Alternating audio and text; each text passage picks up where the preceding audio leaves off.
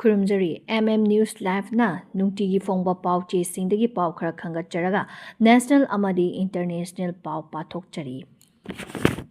Delimitation bill ꯑꯁꯤ ꯑꯋꯥꯡ ꯅꯣꯡꯄꯣꯛ ꯁꯥꯎꯊ ꯏꯟꯗꯤꯌꯥꯒꯤ ꯏꯟꯇꯔꯦꯁꯇ ꯄꯨꯊꯣꯔꯛꯄ ꯅꯠꯇꯦ ꯃꯅꯤꯁ ꯇꯦꯋꯥꯔꯤ꯫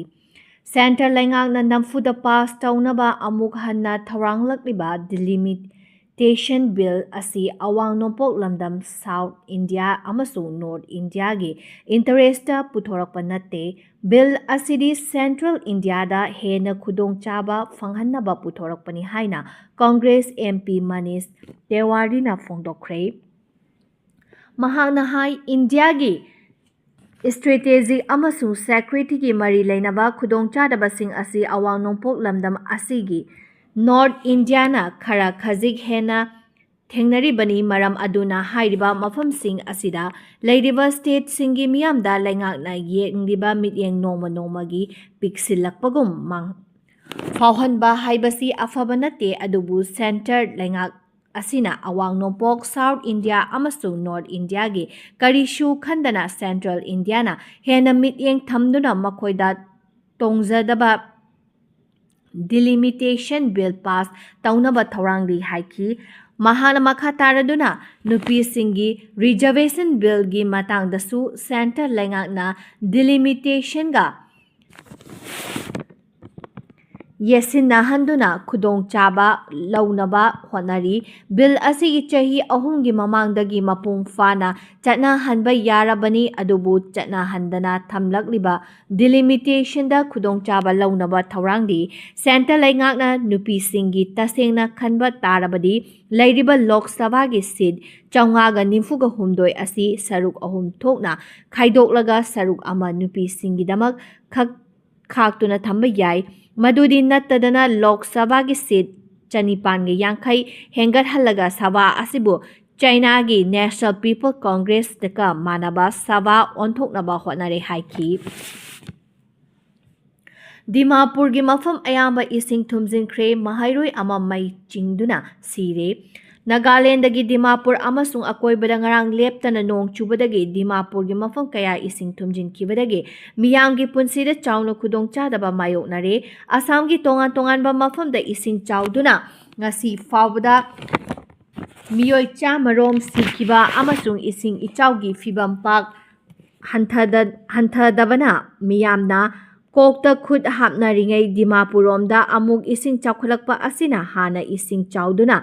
ꯂꯩꯕ ꯑꯁꯥꯝꯒꯤ ꯃꯐꯝꯁꯤꯡꯗ ꯌꯥꯝꯂꯕ ꯏꯁꯤꯡ ꯇꯛꯊꯔꯛꯀꯗ꯭ꯔꯥ ꯍꯥꯏꯕꯒꯤ ꯃꯤꯄꯥꯏꯕ ꯄꯣꯛꯅꯔꯤ꯫ ꯆꯩꯔꯛꯁꯤꯗ ꯗꯤꯃꯥꯄꯨꯔ ꯗꯤꯐꯨꯐꯥꯔꯗ ꯂꯩꯕ ꯏꯅꯥꯃꯣꯠ ꯂꯣꯛꯆꯔ ꯀꯧꯕ ꯀꯣꯂꯦꯖ ꯇꯝꯂꯤꯕ ꯃꯍꯩꯔꯣꯏ ꯑꯃ ꯏꯁꯤꯡ ꯏꯆꯥꯎ ꯃꯔꯛꯇ ꯃꯌꯨꯝꯗ ꯏꯟꯚꯔꯇꯔ ꯄ꯭ꯂꯒ ꯁꯠꯅꯕ ꯍꯣꯠꯅꯕꯗ ꯃꯩꯅ ꯆꯤꯡꯗꯨꯅ ꯁꯤꯈ꯭ꯔꯦ꯫ ꯗꯤꯃꯥꯄꯨꯔꯒꯤ ꯏꯁꯤꯡ ꯏꯆꯥꯎ ꯑꯁꯤꯅ ꯈꯨꯗꯣꯡꯊꯤꯅꯤꯡꯉꯥꯏ ꯑꯣꯏꯍꯜꯂꯛꯄꯗꯒꯤ ꯁ꯭ꯇꯦꯠ ꯗꯤꯖꯥꯁꯇꯔ ꯔꯦꯁꯄꯣꯟꯁ ꯐꯣꯔꯁꯅ ꯑꯉꯥꯡ 2 ꯑꯃꯁꯨꯡ ꯑꯍꯜ ꯑꯣꯏꯔꯕ ꯃꯤꯑꯣꯏ ꯑꯃ ꯌꯥꯎꯅ ꯃꯤꯑꯣꯏ 9 ꯀꯟꯗꯨꯅ ꯁꯥꯐꯒꯗꯕ ꯃꯐꯝ ꯊꯥꯡꯗꯣꯛꯈ꯭ꯔꯦ꯫ ꯔꯤꯚꯔ ꯚꯦꯟ ꯀꯣꯂꯣꯅꯤꯗ ꯂꯩꯕ ꯍꯣꯁꯇꯦꯖ ꯑꯃꯗꯁꯨ ꯈꯨꯗꯛꯀꯤ ꯏꯁꯤꯡ ꯏꯆꯥꯎ ꯑꯃꯗꯤ ꯊꯣꯛꯂꯛꯄ ꯅꯪꯍꯧꯗꯕ ꯃꯤꯑꯣꯏ ꯃꯔꯤ ꯂꯩꯅꯕ ꯑꯣꯊꯣꯔꯤꯇꯤꯅ ꯀꯟꯕ ꯉꯝꯈ꯭ꯔꯦ꯫ ꯃꯈꯥ ꯇꯥꯅ ꯔꯦꯁꯀ꯭ꯌꯨ ꯑꯣꯄꯔꯦꯁꯟ ꯆꯠꯊꯔꯤ꯫ ꯏꯟꯗꯤꯄꯦꯟꯗꯦꯟꯁ ꯗꯦꯒꯤꯗꯃꯛ ꯔꯦꯗ ꯐꯣꯔꯠꯇ ꯁꯦꯀ꯭ꯌꯨꯔꯤꯇꯤꯒꯤ ꯆꯦꯛꯁꯤꯟ ꯊꯧꯔꯥꯡ ꯂꯧꯈꯠꯄ ꯍꯧꯈ꯭ꯔꯦ꯫ ꯂꯩꯕꯥꯛ ꯑꯁꯤꯒꯤ ꯏꯟꯗꯤꯄꯦꯟꯗꯦꯟꯁ ꯗꯦ ꯊꯧꯔꯝꯒꯤꯗꯃꯛ ꯅ꯭ꯌꯨ ꯗꯦꯜꯂꯤꯒꯤ ꯔꯦꯗ ꯐꯣꯔꯠꯇ ꯂꯩꯉꯥꯛꯅ security personal 10,000, CCTV camera 1,000, facial recognition system ꯑꯃꯗꯤ ꯒꯥꯔꯤꯒꯤ ꯅꯝꯕꯔ ꯄ꯭ꯂꯦꯠ ꯗꯤꯇꯦꯛꯁꯟ ꯁꯤꯁꯇꯦꯝꯅꯆꯤꯡꯕ ꯁꯦꯀ꯭ꯌꯨꯔꯤꯇꯤꯒꯤ ꯆꯦꯛꯁꯤꯟ ꯊꯧꯔꯥꯡꯁꯤꯡ ꯃꯄꯨꯡ ꯐꯥꯅ ꯗꯤꯄ꯭ꯂꯣꯏ ꯇꯧꯗꯨꯅ ꯑꯀꯟꯕ ꯆꯦꯛꯁꯤꯟ ꯊꯧꯔꯥꯡ ꯂꯧꯈꯠꯄ ꯍꯧꯈ꯭ꯔꯦ꯫ ꯄꯨꯂꯤꯁ ꯄꯔꯁꯅꯦꯜ ꯈꯔꯁꯨ ꯍꯛꯆꯥꯡꯗ ꯀꯦꯃꯦꯔꯥ ꯊꯦꯠꯇꯨꯅ ꯃꯊꯧ ꯇꯧꯒꯗꯧꯔꯤ꯫ ꯗ꯭ꯔꯣꯟꯒꯤ ꯊ꯭ꯔꯦꯠ ꯃꯇꯝ ꯆꯥꯅ ꯈꯪꯗꯣꯛꯇꯨꯅ ꯆꯦꯛꯁꯤन ꯊꯧꯔꯥꯡ ꯂꯧꯈꯠꯅꯕ ꯑꯦꯟꯇꯤ ꯗ꯭ꯔꯣꯟ ꯁꯤꯁꯇꯦꯝꯁꯨ ꯊꯧꯔꯥꯡ ꯇꯧꯈ꯭ꯔꯦ꯫ ꯃꯁꯤꯒꯤ ꯃꯊꯛꯇ ꯗꯦꯜꯂꯤ ꯄꯨꯂꯤꯁ ꯑꯃꯗꯤ ꯅꯦꯁꯅꯦꯜ ꯁꯦꯀ꯭ꯌꯨꯔꯤꯇꯤ ꯒꯥꯔꯗꯅ ꯈꯨꯠꯁꯝꯅꯗꯨꯅ ꯔꯦꯗ ꯐꯣꯔꯠ ꯑꯃꯗꯤ ꯅ꯭ꯌꯨ ꯗꯦꯜꯂꯤꯒꯤ ꯑꯀꯣꯏꯕꯗ ꯇꯦꯔꯥ ꯑꯦꯇꯦꯛꯅꯆꯤꯡꯕꯗꯒꯤ ꯉꯥꯛꯊꯣꯛꯅꯕ ꯁꯦꯀ꯭ꯌꯨꯔꯤꯇꯤ ꯗꯤꯄ꯭ꯂꯣꯏ ꯇꯧꯗꯨꯅ ꯊꯤꯕ ꯍꯨꯝꯕꯒꯤ ꯊꯕꯛ ꯆꯠꯊꯕ ꯍꯧꯈ꯭ꯔꯦ꯫ ꯇꯣꯉꯥꯟ ꯇꯣꯉꯥꯟꯕ ꯁꯦꯟꯇ꯭ꯔꯦꯜ ꯑꯃꯗꯤ ꯁ꯭ꯇꯦꯠ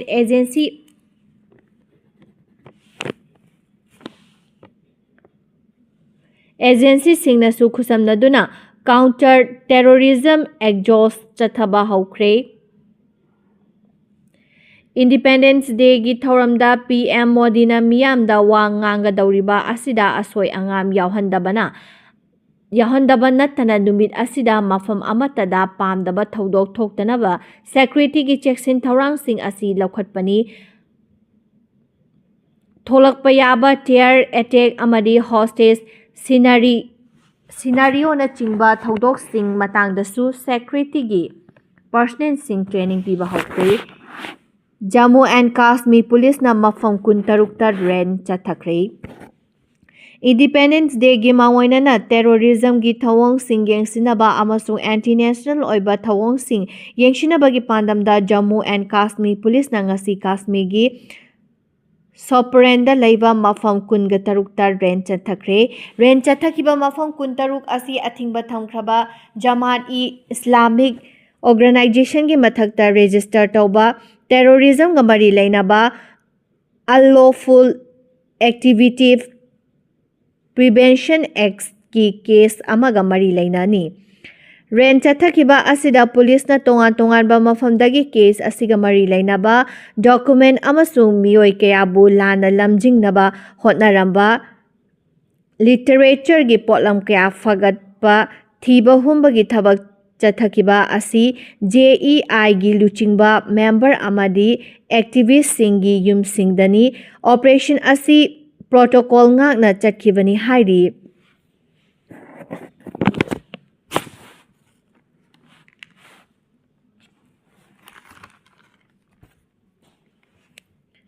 ꯅꯍꯥꯁꯤꯡꯅ ꯇꯣꯂꯣꯞ ꯆꯥꯎꯕ ꯊꯕꯛ ꯈꯛꯇ ꯑꯐꯕ ꯀꯦꯔꯤꯌꯔꯅꯤ ꯈꯜꯂꯣꯏꯗꯕꯅꯤ꯫ ꯏꯟꯈꯠꯂꯛꯂꯤꯕ ꯅꯍꯥꯁꯤꯡ ꯑꯃꯗꯤ ꯃꯍꯩꯔꯣꯏꯁꯤꯡꯅ ꯇꯣꯂꯣꯞ ꯆꯥꯎꯕ ꯊꯕꯛ ꯈꯛꯇꯅ ꯑꯐꯕ ꯀꯦꯔꯤꯌꯔꯅꯤ ꯈꯜꯂꯣꯏꯗꯕꯅꯤ꯫ ꯑꯐꯕ ꯀꯦꯔꯤꯌꯔ ꯍꯥꯏꯕꯁꯤ ꯇꯣꯂꯣꯞꯅ ꯈꯥꯏꯗꯣꯛꯂꯣꯏꯗꯕꯅꯤ ꯑꯃꯁꯨꯡ ꯅꯍꯥꯁꯤꯡꯅ ꯂꯧꯕ ꯐꯤꯔꯦꯞ ꯈꯨꯗꯤꯡꯃꯛ ꯂꯩꯕꯥꯛꯀꯤ ꯌꯥꯏꯐꯅꯕ ꯑꯣꯏꯒꯗꯕꯅꯤ ꯍꯥꯏꯅ ꯄꯤ.ꯑꯦꯝ. ꯃꯣꯗꯤꯅ IIT ꯗꯦꯜꯂꯤꯗ ꯋꯥ ꯉꯥꯡꯕꯗ ꯐꯣꯡꯗꯣꯛꯈ꯭ꯔꯦ꯫ ꯃꯍꯥꯛꯅ ꯍꯥꯏ ꯒ꯭ꯔꯦꯖꯨꯑꯦꯠ ꯑꯣꯏꯔꯕ ꯃꯍꯩꯔꯣꯏꯁꯤꯡꯅ ꯂꯩꯕꯥꯛ ꯑꯁꯤꯒꯤ ꯆꯥꯎꯈꯠ ꯈꯣꯡꯊꯥꯡꯗ ꯃꯇꯦꯡ ꯄꯥꯡꯒꯗꯕꯅꯤ꯫ ꯅꯍꯥꯁꯤꯡꯅ ꯃꯁꯥ ꯃꯁꯥꯒꯤ ꯀꯦꯔꯤꯌꯔꯗ ꯈꯣꯡ ꯊꯥꯡꯖꯤꯜꯂꯛꯄ ꯃꯇꯝꯗ ꯍꯥꯟꯅ ꯃꯤꯑꯣꯏ ꯀꯌꯥꯅ ꯍꯪꯂꯝꯂꯕ ꯋꯥꯍꯪꯁꯤꯡ ꯍꯪꯗꯨꯅ ꯀꯦꯔꯤꯌꯔ ꯁꯦꯝꯅꯕ ꯍꯣꯠꯅꯕꯒꯤ ꯃꯍꯨꯠꯇ ꯑꯅꯧꯕ ꯋꯥꯍꯪ ꯀꯌꯥ ꯍꯪꯗꯨꯅ ꯇꯣꯞ ꯇꯣꯞꯄ ꯀꯦꯔꯤꯌꯔ ꯁꯦꯝꯗꯨꯅ ꯑꯍꯣꯡꯕ ꯄꯨꯔꯛꯅꯕ ꯍꯣꯠꯅꯕ ꯃꯊꯧ ꯇꯥꯏ꯫ ꯂꯩꯕꯥꯛ ꯑꯁꯤꯒꯤ ꯅꯍꯥꯁꯤꯡꯅ ꯏꯟꯗꯤꯌꯥꯒꯤ ꯁ꯭ꯇꯥꯔꯠ-ꯑꯞ ꯏꯀꯣꯁꯤꯁꯇꯦꯝ ꯄꯥꯡꯒꯜ ꯑꯣꯏꯔꯤꯕꯅꯤ ꯍꯥꯏꯈꯤ꯫ ꯃꯣꯗꯤꯅ ꯃꯈꯥ ꯇꯥꯔꯗꯨꯅ ꯉꯁꯤꯗꯤ ꯃꯥꯂꯦꯝꯒꯤ ꯏꯟꯗꯁꯇ꯭ꯔꯤ ꯑꯃꯗꯤ ꯁꯦꯟꯃꯤꯠꯂꯣꯟꯒꯤ ꯑꯣꯏꯕ ꯐꯤꯚꯝ ꯑꯁꯤ ꯇꯦꯛꯅꯣꯂꯣꯖꯤꯒꯤ ꯃꯇꯦꯡꯅ ꯆꯍꯤ ꯈꯨꯗꯤꯡꯒꯤ ꯑꯑꯣꯟꯕ ꯄꯨꯔꯛꯂꯦ꯫ ꯂꯥꯛꯀꯗꯧꯔꯤꯕ ꯆꯍꯤ 10-30 ꯑꯁꯤꯗ ꯀꯔꯝꯕ ꯑꯅꯧꯕ ꯏꯟꯗꯁꯇ꯭ꯔꯤꯁꯤꯡ ꯅꯠꯇ꯭ꯔꯒ ꯑꯅꯧꯕ ꯄ꯭ꯂꯦꯠꯐꯣꯔꯝꯁꯤꯡ ꯃꯊꯧ ꯇꯥꯔꯛꯀꯅꯤ ꯍꯥꯏꯕ ꯉꯝꯗ꯭ꯔꯤ꯫ ꯑꯁꯨꯛ ꯊꯨꯅ ꯍꯣꯡꯂꯤꯕ ꯃꯥꯂꯦꯝꯒꯤ ꯐꯤꯚꯝ ꯑꯁꯤꯗ ꯏꯟꯈꯠꯂꯛꯂꯤꯕ ꯅꯍꯥꯁꯤꯡꯅ ꯑꯦꯗꯥꯞ ꯇꯧꯕ ꯃꯊꯧ ꯇꯥꯏ꯫ ꯑꯅꯧꯕ ꯋꯥꯈꯜꯂꯣꯟ ꯀꯌꯥꯅ ꯑꯍꯣꯡꯕ ꯄꯨꯔꯛꯅꯕ ꯍꯣꯠꯅꯕꯗ ꯃꯊꯧ ꯇꯥꯏ꯫ ꯃꯔꯝ ꯑꯗꯨꯅ ꯅꯍꯥꯁꯤꯡꯅ ꯇꯣꯂꯣꯞ ꯆꯥꯎꯕ ꯊꯕꯛ ꯈꯛꯇꯅ ꯑꯐꯕ ꯊꯕꯛꯅꯤ ꯈꯟꯕ ꯇꯣꯛꯇꯨꯅ ꯂꯨꯆꯤꯡꯕ ꯑꯣꯏꯅꯕ ꯍꯣꯠꯅꯒꯗꯕꯅꯤ꯫ ꯊꯕꯛ ꯑꯃꯒꯤ ꯇꯣꯂꯣꯞ ꯀꯌꯥꯅꯣ ꯑꯃꯁꯨꯡ ꯀꯗꯥꯏꯗ ꯄꯣꯁꯇꯤꯡ ꯇꯥꯒꯗꯒꯦ ꯈꯟꯗꯨꯅ ꯂꯩꯔꯕꯗꯤ ꯈꯣꯡꯂꯩ ꯊꯨꯅ ꯆꯥꯎꯈꯠꯄ ꯉꯝꯂꯣꯏ ꯍꯥꯏꯈꯤ꯫ ꯑꯣꯡ ꯁꯥꯟ ꯁꯨ ꯀꯤ ꯊꯥꯗꯣꯛꯅꯕ ASEAN-ꯅ ꯇꯛꯁꯤꯜꯂꯛꯈ꯭ꯔꯕꯁꯨ ꯃ꯭ꯌꯥꯟꯃꯥꯔꯅ ꯌꯥꯈꯤꯗ꯭ꯔꯦ꯫ ꯐꯥꯖꯤꯟꯗꯨꯅ ꯊꯝꯂꯛꯂꯤꯕ ꯗꯦꯃꯣꯀ꯭ꯔꯦꯇꯤꯛ ꯂꯨꯆꯤꯡꯕꯤ ꯑꯣꯡ ꯁꯥꯟ ꯁꯨ ꯀꯤ ꯊꯥꯗꯣꯛꯅꯕ association of south east Asian nation (ASEAN)ꯅ ꯅꯧꯍꯧꯅꯅ ꯇꯛꯁꯤꯜꯂꯛꯈ꯭ꯔꯕꯁꯨ ꯃꯤꯂꯤꯇꯔꯤꯅ ꯁꯧꯒꯠꯄ ꯃ꯭ꯌꯥꯟꯃꯥꯔ ꯂꯩꯉꯥꯛꯅ ꯑꯌꯥꯕ ꯄꯤꯈꯤꯗ꯭ꯔꯤ꯫ ASEAN-ꯒꯤ ꯍꯧꯖꯤꯛ ꯆꯤꯌꯔ ꯑꯣꯏꯔꯤꯕ ꯐꯤꯂꯤꯄꯤꯟꯁꯀꯤ ꯏꯟꯇꯔꯅꯦꯁꯅꯦꯜ ꯀꯝꯃꯤꯇꯤ ꯑꯣꯐ ꯔꯦꯗ ꯀ꯭ꯔꯣꯁꯀꯤ ꯃꯤꯍꯨꯠ ꯑꯃꯅ ꯑꯣꯡ ꯁꯥꯟ ꯁꯨ ꯀꯤꯒꯤ ꯎꯅꯈꯤꯕ ꯑꯗꯨ ꯇꯔꯥꯝꯅ ꯑꯣꯛꯈꯤꯕꯒ ꯂꯣꯏꯅꯅ ꯋꯥꯔꯤ ꯋꯥꯇꯥꯏ ꯁꯥꯅꯕ ꯑꯃꯁꯨꯡ ꯑꯃꯨꯛ ꯍꯟꯅ ꯊꯥꯖꯕ ꯃꯥꯡꯍꯟꯈ꯭ꯔꯕꯁꯤꯡꯒꯤ ꯃꯔꯛꯇ ꯑꯅꯧꯕ ꯈꯣꯡꯊꯥꯡꯒ ꯂꯣꯏꯅꯅ ꯊꯥꯖꯅꯕ ꯍꯟꯖꯤꯟꯍꯟꯅꯕ ꯈꯣꯡꯊꯥꯡꯁꯤꯡ ꯂꯧꯈꯠꯅꯕ ꯇꯛꯁꯤꯟꯕꯒ ꯂꯣꯏꯅꯅ ꯃ꯭ꯌꯥꯟꯃꯥꯔ ꯂꯩꯉꯥꯛꯅ ꯐꯥꯖꯤꯟꯗꯨꯅ ꯊꯝꯂꯤꯕ ꯄꯣꯂꯤꯇꯤꯀꯦꯜ ꯗꯤꯇꯦꯟꯅꯤꯁꯤꯡꯕꯨ ꯊꯥꯗꯣꯛꯅꯕ ꯇꯛꯁꯤꯜꯂꯛꯈꯤꯕꯅꯤ꯫ ꯀꯨꯝꯖꯥ ꯏꯪ 2018ꯗꯒꯤ ꯍꯧꯗꯨꯅ ꯑꯣꯡ ꯁꯥꯟ ꯁꯨ ꯀꯤꯅ ꯂꯨꯆꯤꯡꯕ ꯃꯤꯌꯥꯝꯅ ꯈꯟꯕ ꯂꯩꯉꯥꯛ inthukhraba matungda Myanmar lanmigi hanagi luchingba hojikna leibaki president oiba Minyong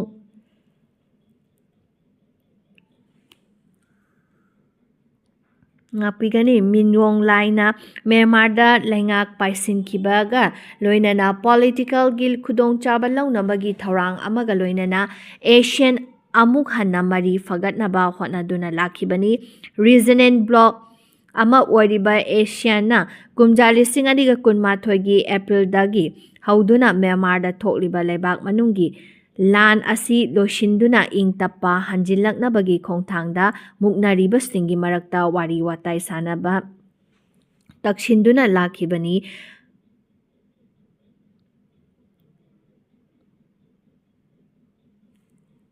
Block asina Myanmar laingakna phajinduna thamliba Democratic Luchingbi Aung San Suu Kyi yauna atopa political prisoners singbu condition amati yaudana thadoknaba taksinduna lakhibani Myanmar laingakna political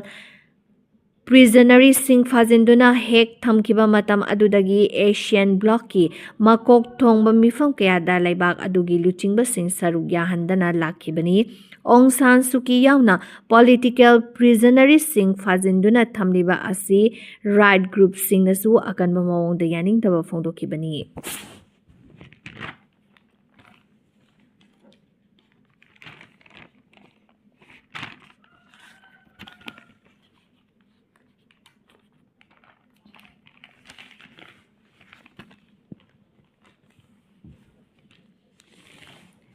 Iran Strait of Hormuz Hangdoknabagidamak demand taruk yauba conditions thamlakre. Iran gi makok thongba security gi official na US ki mawong matau amasung firepta ahongba leitriba fawba Strait of Hormuz makhatana thingzinkigani haina phongdokre. US na Iran gi mathakta landaba leptuna Iran na demand tauriba sing mapung fahallabadi Strait of Hormuz khudakta hangdoknaba firep laure hainasu Iran gi maikaidagi phongdorakre. Iran gi Supreme National Security Council gi secretary oiriba Mohammad Baghe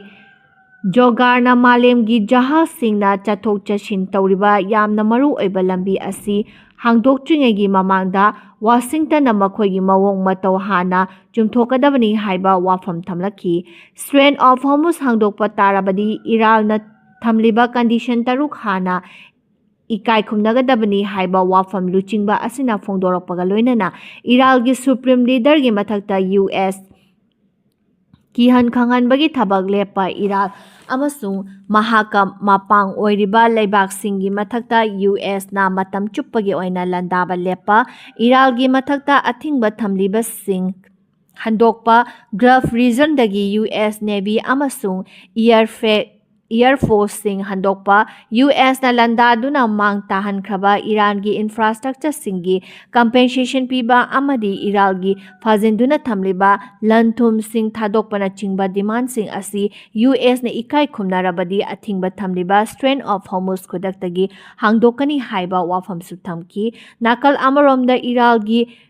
Revolutionary Guard su Iran amasung Oman gi marakta yasinaba khaktana Hormuz State amuk hana hangdokloi hain yeknaba leibak ama oiriba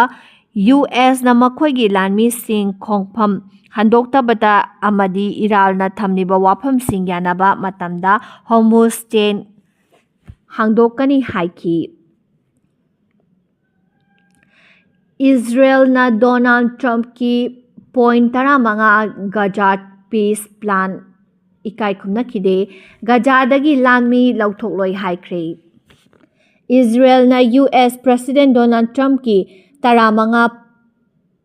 point Gaza peace plan ikai khumnakhidabaga loinana Hamas militant singna mapung fana khulai thadoktriba fawba leibak aduda leiriba Israel gi lanmi sing lauthokhiroi haina Prime Minister Benjamin Netanyahu na phongdokre. PM Netanyahu na Ngasi pangthokiba wafam amada Hamas militantsingna mapung fana khulai thadoktriba fawba amasung Israel lami amadi citizensingi mathakta kihan khangan bagi thabak chathaba leptriba fawba Gaza da leiriba Israel lami lauthokloi haina cabinet ki mifamda phongdokre. PM Netanyahu na phongdorakliba wafamsing asi US President Donald Trump na Gaza gi lan loisinaba hotnariba khongthangsingda chauna singnaba ama oihale hairi. Israel na makhoigi aroiba firep cabinet mifamda laukiba loinana Israel lanmiga Gaza da thadoktringegi mamangda Hamas militant na khulai thadokadabani haiba achepa firep laukibani. Haukiba thada US President Donald Trump na Israel amasung Hamas ki marakta thokliba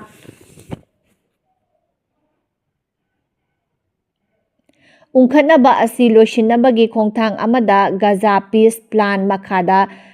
Israel amasung Hamas anigi framework asi yanare haina phongdokibani. Haukiba chahidagi Israel amasung Hamas ki marakta ceasefire thamnare haiba wafam President Trump na lauthokrabasu Gaza da Israel lanmina nomata kangdana mihat mipun gi thabaksing chathabagi chang wangkhalakli. Kumja 2018 gi October 3 ta Hamas militant singna Israel da landaduna leibak adugi micham kaya hatringagi chahi kungi mamangda Hamas militant singna Gaza City bu laingakpagi thabak sathaduna lakhibani. Kumja ing 2018 gi October 3 ki thaudo aduna Israel amasung Hamas ki marakta chawna ungkhana rakhibaga loinana Gaza da leiba Palestine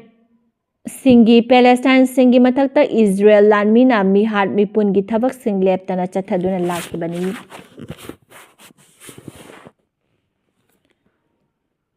Matangsida News Live da sandokchaba